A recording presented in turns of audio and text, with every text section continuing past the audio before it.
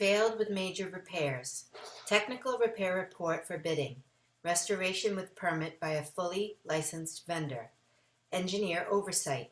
3 site visits. Certification with owner liability in lieu of a load test. Load test still may be required by the AHJ.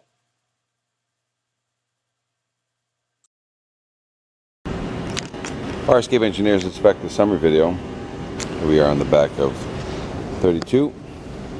What we have here is a fire escape system that is caged down at the bottom, comes onto a roof, missing a catwalk system, comes up the fire escape, has been changed. A lot of evidence of maintenance, but on all these treads, for example, they left all the rust inside the treads. All the grading is broken apart in that its spacers, the grading was never reinforced. We have these window mechanisms that are all rotted out, and they should be removed because they actually obstruct the ability to get in and out, and the area is somewhat safe. And then as you start looking up, it's the same scenario. You see new evidence of new hardware, but it doesn't mean that they've changed the bolts out. So this fire escape definitely has a 25% failure rate. If you include the catwalk system down below, then we're going to hit the 50% failure rate, because that needs a drawing, because you need to tie this system here to that system there, and people can't wander off the roof like they can there. You got to, and you can't step physically on the roof. You got to be elevated 8 inches off grade, so then you don't have to deal with the snow. And then going down, then you exit out there and out into the street. I recommend you get some safety lighting over here, so any sensor lighting over here will detract anybody from breaking into the building. So even though you have lighting here, sensors will automatically turn on as anybody is in these areas. That will help at night with anybody leaving their windows open. This ladder system is not attached here, as you can see. Original hardware still on, so it's pretty typical. You know, whoever did this seems to be the same vendor that fixed all the fire escapes, but then changed all the bolts, but never really concerned or concentrated on removing the through bolt, the rust on the inside. And so these, normally when you do that, then you seal it with 35 to 50 year paintable silicone. So rust is still working its way back into these. And sadly, when you take these apart, you can't use the same bolts. So I'll give you some examples. Brand new heavy duty bolts here, but look at all the rust that stayed in there. Brand new heavy duty bolts, look, rust still in there. Treads, all new bolts, look at all the rust that's still in there. And it gets worse as you go down. So look at all the rust jacking still in there. Still eating the steel, still eating the clip. And they put new bolts here too. But they didn't take care of the spacer, so if this lets go and this last flat lets go, it's gonna trip and you're gonna fall down these stairs. So rust jacking still in play, new bolts everywhere. So they did the easy stuff. We'll find out who did this, because you do have recourse. Look at all the rust jacking is in. That's at least a 1/4 inch of rust jacking. That rust stays behind, it eats the new bolt. So right now there's a failure on the tread component. This is literally getting to a point where you may want to consider replacing the tread, other than sitting here and reinforcing every one of these treads. The original pressure treated piece of wood, it's original. It's probably 25 plus years old, and it's not attached. You know what I'm saying? You can wiggle the fire escape. It's not attached to the wood. There's a catwalk system that's missing here to 8 inches off grade, so the snow doesn't accumulate. And then we need one step. This is a 18-inch drop here. So, and then she goes down the stairs. So as you can see, and then there's a crossover, then that's where it ends. To that side, it's the neighbor. Not even touched, not even painted. And this system needs to incorporate the neighbor because it's part of a joint system. They need you, you need them. You don't have to fix their part, but you have to make them aware that you're certifying. All the grading is old and needs to be reinforced or replaced.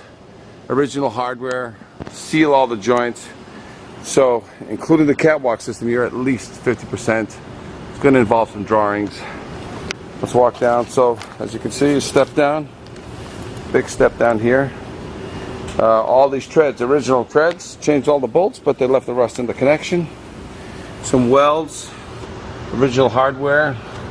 Bolt here, but no bolt here, it's just welded. Look at that. Look at that mess right there. Some cement and spalling. See the spacers? See how they're rotting on the inside? See the spacers? Rotting on the inside. So as soon as those let go of this front flat, what happens is you trigger and you fall forward. As you can see, all the spacers. It's a 75-year-old tread. Of course they're going to pop. Look at this one. Look how bad that one is. Okay? Rust inside the connection. They never bothered to clean out. They put in new bolts.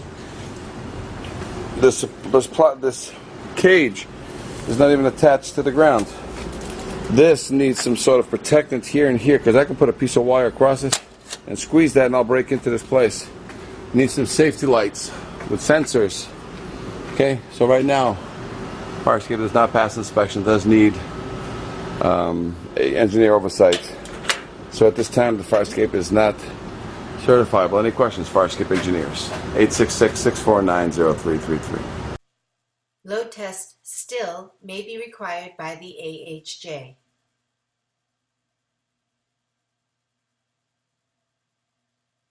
Failed with major repairs.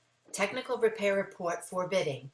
Restoration with permit by a fully licensed vendor. Engineer oversight. 3 site visits. Certification with owner liability in lieu of a load test.